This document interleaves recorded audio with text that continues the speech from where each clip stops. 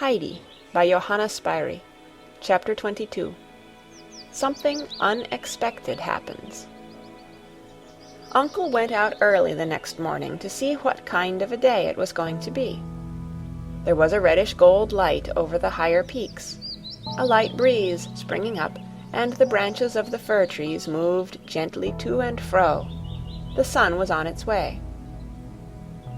The old man stood and watched the green slopes under the higher peaks gradually growing brighter with the coming day, and the dark shadows lifting from the valley, until at first a rosy light filled its hollows, and then the morning gold flooded every height and depth. The sun had risen. Uncle wheeled the chair out of the shed ready for the coming journey, and then went in to call the children and tell them what a lovely sunrise it was. Peter came up at this moment. The goats did not gather round him so trustfully as usual, but seemed to avoid him timidly, for Peter had reached a high pitch of anger and bitterness, and was laying about him with his stick very unnecessarily, and where it fell the blow was no light one. For weeks now he had not had Heidi all to himself as formerly. When he came up in the morning, the invalid child was always already in her chair, and Heidi fully occupied with her. And it was the same thing over again when he came down in the evening. She had not come out with the goats once this summer, and now today she was only coming in company with her friend and the chair, and would stick by the latter's side the whole time. It was the thought of this which was making him particularly cross this morning. There stood the chair on its high wheels. Peter seemed to see something proud and disdainful about it, and he glared at it as at an enemy that had done him harm and was likely to do him more still today. He glanced round. There was no sound anywhere, no one to see him. He sprang forward like a wild creature, caught hold of it, and gave it a violent and angry push in the direction of the slope. The chair rolled swiftly forward, and in another minute had disappeared. Peter now sped up the mountain as if on wings, not pausing till he was well in shelter of a large blackberry bush, for he had no wish to be seen by Uncle, but he was anxious to see what had become of the chair, and his bush was well placed for that. Himself hidden, he could watch what happened below and see what Uncle did without being discovered himself. So he looked, and there he saw his enemy running faster and faster downhill. Then it turned head over heels several times, and finally, after one great bound, rolled over and over to its complete destruction. The pieces flew in every direction, feet, arms, and torn fragments of the padded seat and bolster. And Peter experienced a feeling of such unbounded delight at the sight that he leapt in the air, laughing aloud and stamping for joy. Then he took a run round, jumping over bushes on the way, only to return to the same spot and fall into fresh fits of laughter. He was beside himself with satisfaction, for he could see only good results for himself in this disaster to his enemy. Now Heidi's friend would be obliged to go away, for she would have no means of going about, and when Heidi was alone again she would come out with him as in the old days, and everything would go on in the proper way again. But Peter did not consider, or did not know, that when we do a wrong thing, trouble is sure to follow. Heidi now came running out of the hut and round to the shed. Grandfather was behind with Clara in his arms. The shed stood wide open, the two loose planks having been taken down, and it was quite light inside. Heidi looked into every corner, and ran from one end to the other, and then stood still, wondering what could have happened to the chair. Grandfather now came up. "How is this? Have you wheeled the chair away, Heidi?" "I have been looking everywhere for it, Grandfather. You said it was standing ready outside." And she again searched each corner of the shed with her eyes. At that moment the wind, which had risen suddenly, blew open the shed door and sent it banging back against the wall. "It must have been the wind, grandfather," exclaimed Heidi, and her eyes grew anxious at this sudden discovery. "Oh, if it has blown the chair all the way down to Dorfli, we shall not get it back in time, and shall not be able to go." "If it has rolled as far as that, it will never come back, for it is in 100 pieces by now," said the grandfather, going round the corner and looking down. "But it's a curious thing to have happened," he added, as he thought over the matter, for the chair would have had to turn a corner before starting downhill. "Oh, I am sorry," lamented Clara, "for we shall not be able to go today, or perhaps any other day. I shall have to go home, I suppose, if I have no chair. Oh, I am so sorry, I am so sorry." But Heidi looked towards her grandfather with her usual expression of confidence. "Grandfather, you will be able to do something, won't you, so that it need not be as Clara says, and so that she is not obliged to go home?" "Well, for the present we will go up the mountain as we had arranged, and then later on we will see what can be done," he answered, much to the children's delight. He went indoors, fetched out a pile of shawls, and laying them on the sunniest spot he could find, set Clara down upon them. Then he fetched the children's morning milk and had out his 2 goats. "Why is Peter not here yet?" thought Uncle to himself, for Peter's whistle had not been sounded that morning. The grandfather now took Clara up on one arm and the shawls on the other. "Now then, we will start," he said. "The goats can come with us." Heidi was pleased at this, and walked on after her grandfather with an arm over either of the goats' necks, and the animals were so overjoyed to have her again that they nearly squeezed her flat between them out of sheer affection. When they reached the spot where the goats usually pastured, they were surprised to find them already feeding there, climbing about the rocks, and Peter with them, lying his full length on the ground. "I'll teach you another time to go by like that, you lazy rascal. What do you mean by it?" Uncle called to him. Peter, recognizing the voice, jumped up like a shot. "No one was up," he answered. "Have you seen anything of the chair?" asked the grandfather. "Of what chair?" called Peter back in answer, in a morose tone of voice. Uncle said no more.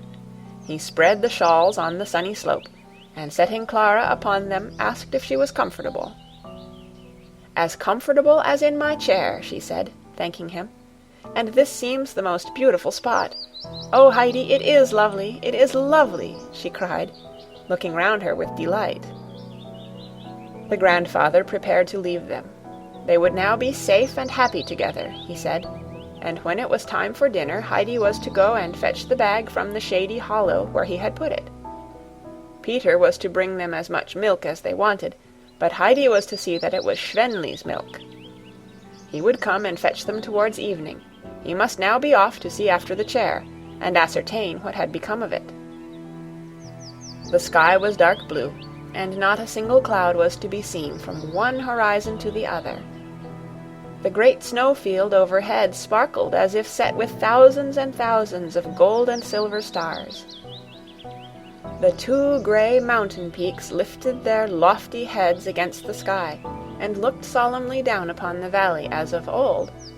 The great bird was poised aloft in the clear blue air, and the mountain wind came over the heights and blew refreshingly around the children as they sat on the sunlit slope. It was all indescribably enjoyable to Clara and Heidi. Now and again a young goat came and lay down beside them. Schneehopli came oftenest, putting her little head down near Heidi, and only moving because another goat came and drove her away. Clara had learned to know them all so well that she never mistook one for the other now, for each had an expression and ways of its own. And the goats had also grown familiar with Clara, and would rub their heads against her shoulder, which was always a sign of acquaintanceship and goodwill. Some hours went by, and Heidi began to think that she might just go over to the spot where all the flowers grew, to see if they were fully blown and looking as lovely as the year before. Clara could not go until grandfather came back that evening, when the flowers probably would be already closed. The longing to go became stronger and stronger, till she felt she could not resist it. "Would you think me unkind, Clara," she said rather hesitatingly, "if I left you for a few minutes? I should run there and back very quickly. I want so to see how the flowers are looking. But wait," for an idea had come into Heidi's head. She ran and picked a bunch or two of green leaves, and then took hold of Schneehopli and led her up to Clara. "There, now you will not be alone," said Heidi, giving the goat a little push to show her she was to lie down near Clara, which the animal quite understood. Heidi threw the leaves into Clara's lap, and the latter told her friend to go at once to look at the flowers, as she was quite happy to be left with the goat. She liked this new experience. Heidi ran off, and Clara began to hold out the leaves one by one to Schneehopli, who snoozled up to her new friend in a confiding manner, and slowly ate the leaves from her hand. It was easy to see that Schneehopli enjoyed this peaceful and sheltered way of feeding, for when with the other goats she had much persecution to endure from the larger and stronger ones of the flock. And Clara found a strange new pleasure in sitting all alone like this on the mountainside, her only companion a little goat that looked to her for protection. She suddenly felt a great desire to be her own mistress, and to be able to help others, instead of herself being always dependent as she was now. Many thoughts, unknown to her before, came crowding into her mind, and a longing to go on living in the sunshine, and to be doing something that would bring happiness to another, as now she was helping to make the goat happy. An unaccustomed feeling of joy took possession of her, as if everything she had ever known or felt became all at once more beautiful, and she seemed to see all things in a new light, and so strong was the sense of this new beauty and happiness that she threw her arms round the little goat's neck and exclaimed, "Oh, Schneehopli, how delightful it is up here! If only I could stay on forever with you beside me!" Heidi had meanwhile reached her field of flowers, and as she caught sight of it she uttered a cry of joy. The whole ground in front of her was a mass of shimmering gold, where the cistus flowers spread their yellow blossoms. Above them waved whole bushes of the deep blue bellflowers, while the fragrance that arose from the whole sunlit expanse was as if the rarest balsam had been flung over it. The scent, however, came from the small brown flowers, the little round heads of which rose modestly here and there among the yellow blossoms. Heidi stood and gazed and drew in the delicious air. Suddenly she turned round and reached Clara's side, out of breath with running and excitement. "Oh, you must come!" she called out as soon as she came in sight. "It is more beautiful than you can imagine, and perhaps this evening it may not be so lovely. I believe I could carry you. Don't you think I could?" Clara looked at her and shook her head. "Why, Heidi, what can you be thinking of? You are smaller than I am. Oh, if only I could walk." Heidi looked round as if in search of something. Some new idea had evidently come into her head. Peter was sitting up above, looking down on the two children. He had been sitting and staring before him in the same way for hours, as if he could not make out what he saw. He had destroyed the chair so that the friend might not be able to move anywhere, and that her visit might come to an end, and then a little while after she had appeared right up here under his very nose with Heidi beside her. He thought his eyes must deceive him, and yet there she was, and no mistake about it. Heidi now looked up to where he was sitting and called out in a peremptory voice, "Peter, come down here." "I don't wish to come," he called in reply. "But you are to. You must. I cannot do it alone, and you must come here and help me. Make haste and come down," she called again in an urgent voice. "I shall do nothing of the kind," was the answer. Heidi ran some way up the slope towards him, and then pausing called again, her eyes ablaze with anger. If you don't come at once, Peter, I will do something to you that you won't like. I mean what I say." Peter felt an inward throe at these words, and a great fear seized him. He had done something wicked which he wanted no one to know about, and so far he had thought himself safe. But now Heidi spoke exactly as if she knew everything, and whatever she did know she would tell her grandfather, and there was no one he feared so much as this latter person.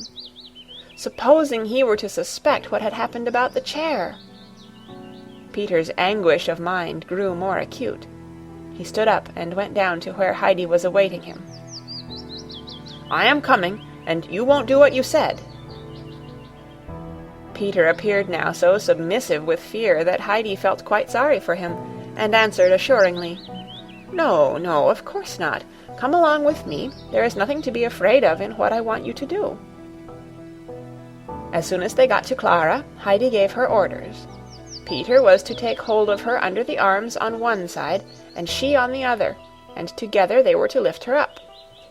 This first movement was successfully carried through, but then came the difficulty.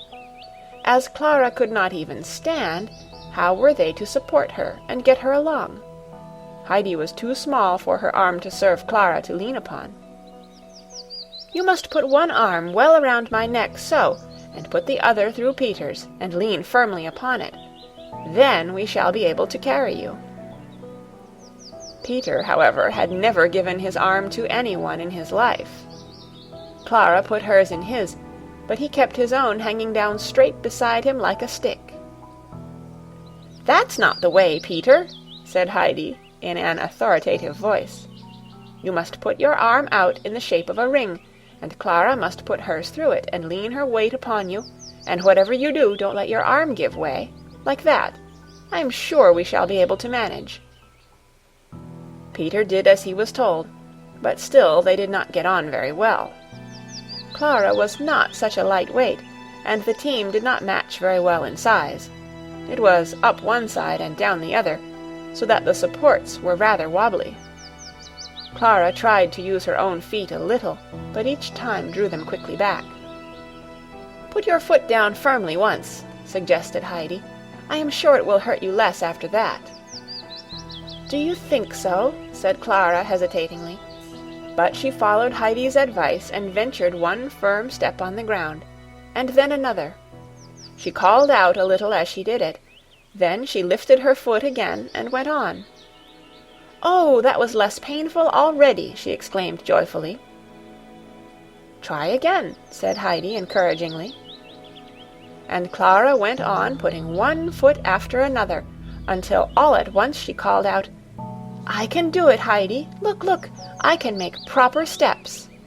And Heidi cried out with even greater delight, "Can you really make steps? Can you really walk? Really walk by yourself? Oh, if only grandfather were here!" And she continued gleefully to exclaim, "You can walk now, Clara, you can walk!" Clara still held on firmly to her supports, but with every step she felt safer on her feet, as all three became aware, and Heidi was beside herself with joy. "Now we shall be able to come up here together every day, and go just where we like, and you will be able all your life to walk about as I do, and not have to be pushed in a chair, and you will get quite strong and well. It is the greatest happiness we could have had." And Clara heartily agreed, for she could think of no greater joy in the world than to be strong and able to go about like other people, and no longer have to lie from day to day in her invalid chair. They had not far to go to reach the field of flowers, and could already catch sight of the cistus flowers glowing gold in the sun. As they came to the bushes of the blue bellflowers, with sunny, inviting patches of warm ground between them, Clara said, "Mightn't we sit down here for a while?" This was just what Heidi enjoyed, and so the children sat down in the midst of the flowers, Clara for the first time on the dry, warm mountain grass, and she found it indescribably delightful.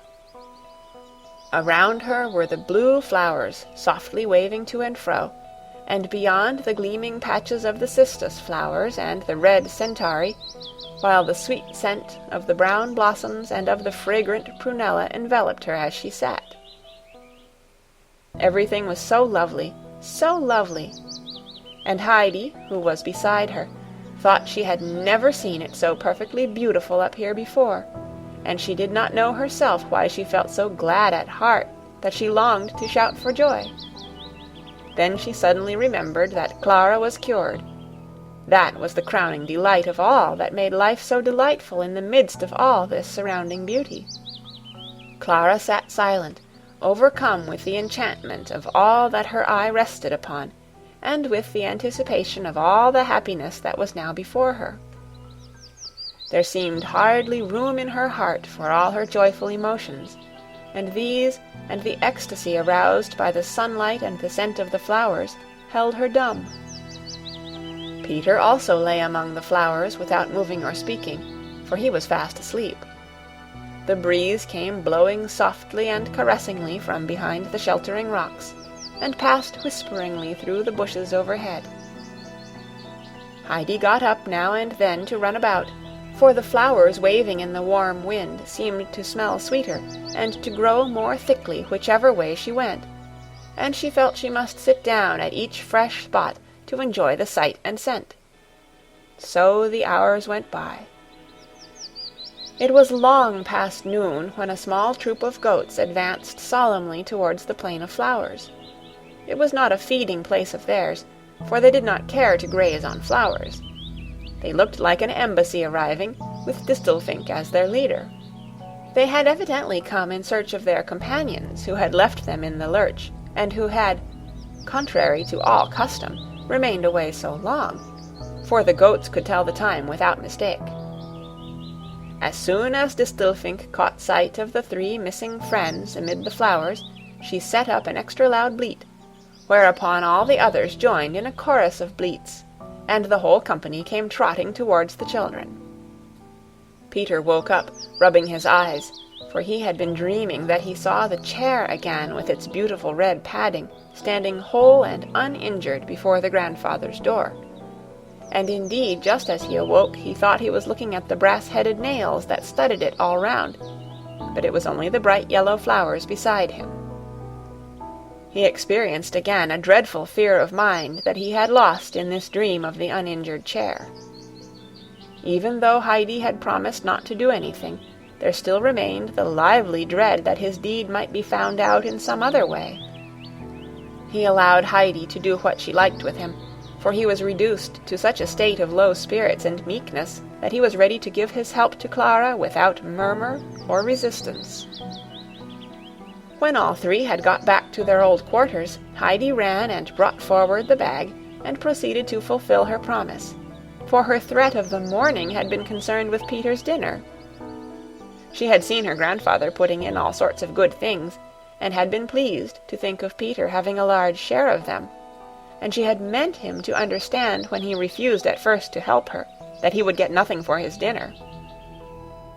But Peter's conscience had put another interpretation upon her words. Heidi took the food out of the bag, and divided it into 3 portions, and each was of such a goodly size that she thought to herself, "There will be plenty of ours left for him to have more still." She gave the other 2 their dinners, and sat down with her own beside Clara, and they all 3 ate with a good appetite after their great exertions. It ended as Heidi had expected, and Peter got as much food again as his own share with what Clara and Heidi had over from theirs, after they had both eaten as much as they wanted. Peter ate up every bit of food to the last crumb, but there was something wanting to his usual enjoyment of a good dinner, for every mouthful he swallowed seemed to choke him, and he felt something gnawing inside him. They were so late at their dinner that they had not long to wait after they had finished, before Grandfather came up to fetch them. Heidi rushed forward to meet him as soon as he appeared, as she wanted to be the first to tell him the good news. She was so excited that she could hardly get her words out when she did get up to him, but he soon understood, and a look of extreme pleasure came into his face. He hastened up to where Clara was sitting and said with a cheerful smile, "So we've made the effort, have we, and won the day?"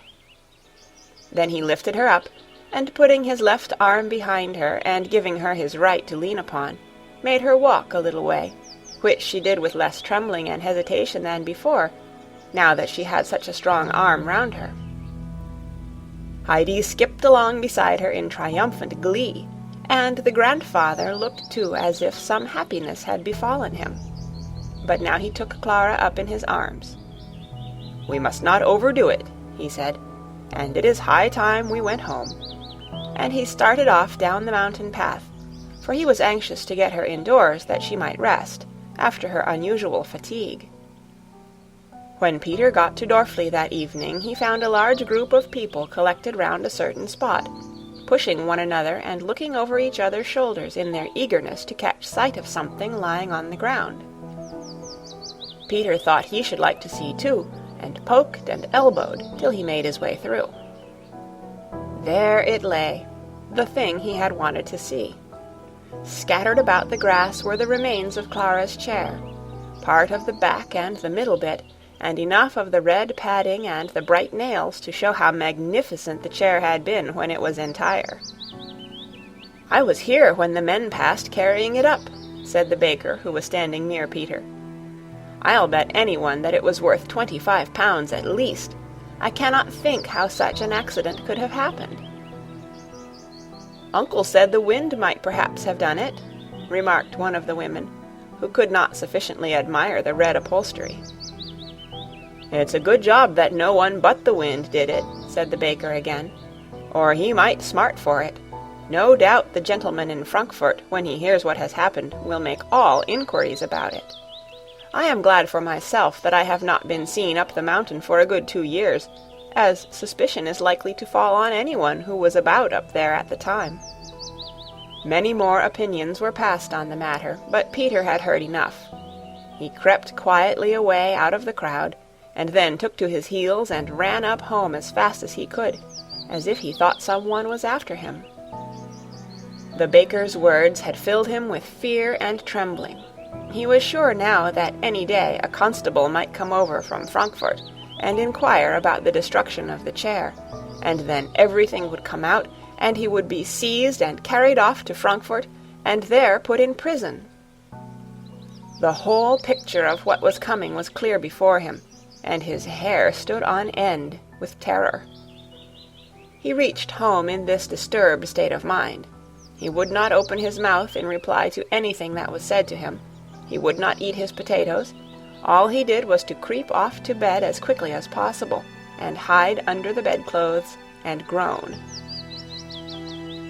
"Peter has been eating sorrel again, and is evidently in pain by the way he is groaning," said Brigitta. "You must give him a little more bread to take with him. Give him a bit of mine tomorrow," said the grandmother sympathizingly. As the children lay that night in bed looking out at the stars, Heidi said, "I have been thinking all day what a happy thing it is that God does not give us what we ask for, even when we pray and pray and pray, if he knows there is something better for us. Have you felt like that?" "Why do you ask me that tonight all of a sudden?" asked Clara. "Because I prayed so hard when I was in Frankfurt that I might go home at once, and because I was not allowed to, I thought God had forgotten me. And now, you see, if I had come away at first when I wanted to, you would never have come here, and would never have got well." Clara had in her turn become thoughtful. "But Heidi," she began again, "in that case we ought never to pray for anything, as God always intends something better for us than we know or wish for." "You must not think it is like that, Clara," replied Heidi eagerly. "We must go on praying for everything, so that God may know we do not forget that it all comes from him. If we forget God, then he lets us go our own way, and we get into trouble. Grandmamma told me so. And if he does not give us what we ask for, we must not think that he has not heard us and leave off praying, but we must still pray and say, 'I am sure, dear God, that thou art keeping something better for me, and I will not be unhappy, for I know that thou wilt make everything right in the end.' "How did you learn all that?" asked Clara. "Grandmamma explained it to me first of all, and then when it all happened, just as she said, I knew it myself. And I think, Clara," she went on as she sat up in bed, "we ought certainly to thank God tonight that you can walk now, and that he has made us so happy." "Yes, Heidi, I am sure you are right, and I am glad you reminded me. I almost forgot my prayers for very joy."